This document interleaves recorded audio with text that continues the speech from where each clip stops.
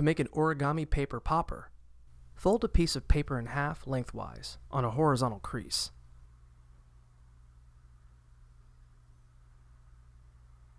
And then unfold it. Next, fold it in half widthwise on a vertical crease.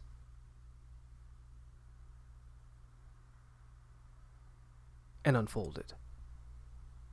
Then, fold each corner of the paper inward so the edges line up with the horizontal crease.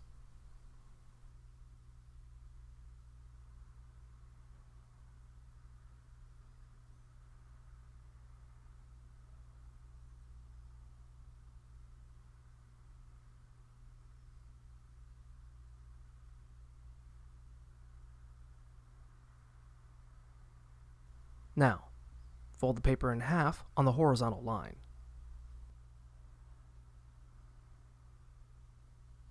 Once you've completed these steps, fold down the left and right corners to create a diamond.